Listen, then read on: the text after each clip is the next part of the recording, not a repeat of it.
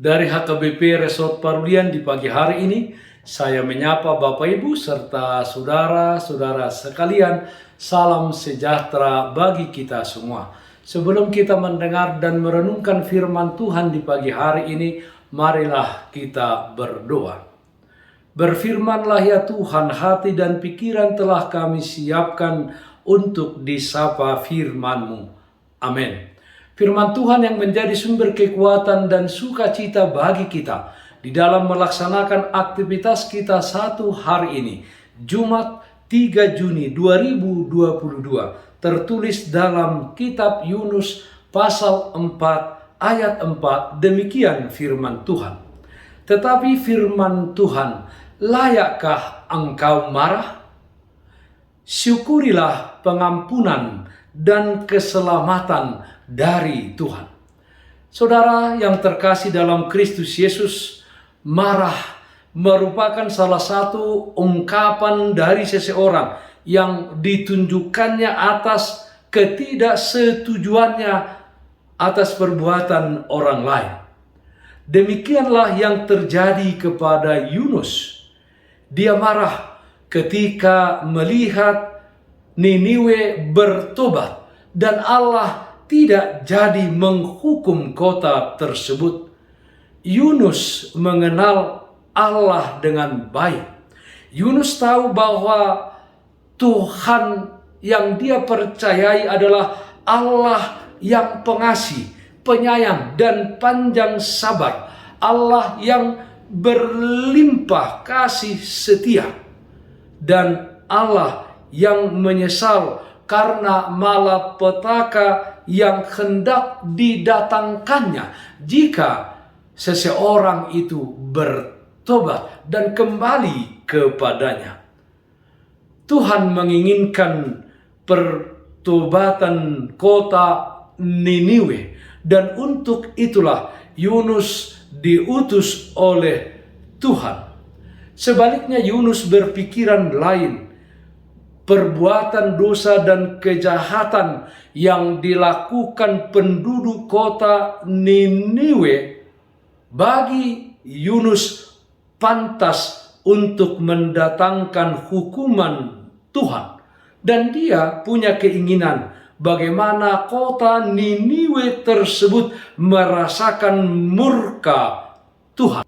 Inilah alasan Yunus melarikan diri ke Tarsis ketika Tuhan mengutusnya ke Niniwe. Tetapi Tuhan menunjukkan kuasanya dengan menurunkan angin ribut yang mendatangkan badai dan hampir menenggelamkan kapal yang ditumpangi Yunus. Yunus akhirnya dibuang ke laut, dan atas penentuan Tuhan, seekor ikan besar menelan Yunus, dan Yunus tinggal di dalam perut ikan besar tersebut 3 hari 3 malam lamanya. Yunus pasal 1 ayat 17. Dan atas perintah Tuhan juga, ikan yang besar tersebut memuntahkan Yunus ke darat. Yunus pasal 2 ayat 10. Saudaraku yang terkasih dalam Kristus Yesus, Yunus kembali diutus Tuhan untuk pergi ke Niniwe dan menyuarakan firman Tuhan di sana, bahwa Allah akan mendatangkan hukumannya kepada kota Niniwe jika mereka tidak bertobat. Dan masa penantian Allah akan pertobatan kota tersebut terbatas, dikatakan selama 40 hari lamanya. Suara yang diperdengarkan Yunus tersebut membuat orang-orang Niniwe percaya kepada Allah dan mereka melakukan pertobatan. Perbuatan penduduk Niniwe tersebut, di mana mereka bertobat dan berbalik kepada Allah, mendatangkan kasih dan keselamatan dari Tuhan. Yunus pasal 3 ayat 10 mengatakan, ketika Allah melihat perbuatan mereka itu, yakni bagaimana mereka berbalik dari tingkah lakunya yang jahat, maka menyesallah Allah karena malapetaka yang telah dirancangkannya terhadap mereka, dan ia pun tidak jadi melakukannya. Saudaraku yang terkasih dalam Kristus Yesus, apa yang dilakukan Allah ini, di mana Allah menunjukkan kasih dan pengampunannya kepada penduduk Niniwe, membuat Yunus marah atas tindakan Allah tersebut. Dengan tegas Allah berfirman dan mengatakan kepada Yunus bahwa dia tidak layak marah dalam hal ini. Kenapa demikian?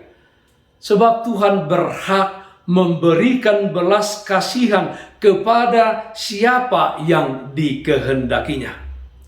Dalam Matius pasal 20 ayat 14 sampai dengan 15, Tuhan Yesus mengajarkan sebuah perumpamaan tentang pekerja yang datang pagi, siang, dan sore. Artinya tidak bersamaan datangnya, berlainan jamnya.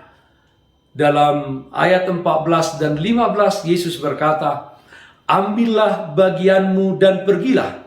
Aku mau memberikan kepada orang yang masuk terakhir ini sama seperti kepadamu. Tidakkah aku bebas mempergunakan milikku menurut kehendak hatiku?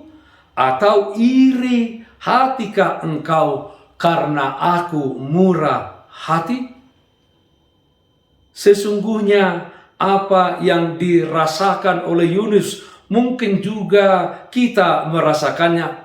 Kita lebih senang jika Tuhan menghukum musuh-musuh kita daripada musuh kita bertobat, dan Tuhan tidak jadi menghukumnya.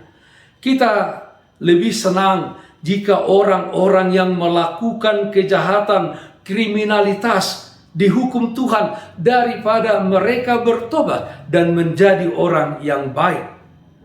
Tuhan berhak memberikan belas kasihan kepada siapa yang dikehendakinya, dan Tuhan menginginkan pertobatan setiap orang supaya setiap orang itu selamat. Kita harus ikhlas menerima ketika Tuhan juga berbelas kasihan kepada orang yang kita anggap tidak layak mendapatkan belas kasihannya. Sebab sesungguhnya pun saudara-saudara, kita pun tidak layak menerima belas kasihan Tuhan karena dosa-dosa kita. Tetapi kita dilayakkan oleh kasih-Nya yang besar. Selain ikhlas, kita juga terpanggil untuk memberitakan Injil keselamatan dan mendoakan mereka supaya bertobat dan kembali kepada Tuhan. Syukurilah keselamatan dari Tuhan. Amin. Mari kita nyanyikan Bukwende 697 ayat 2, Molohodo hui huton. Nara dedo au manaon mangasahon padan mi moloho namargogoyhon taluha holomoni hotok tongi hutonoku Jesus na paluaam Hosambindo olo aku alani martua.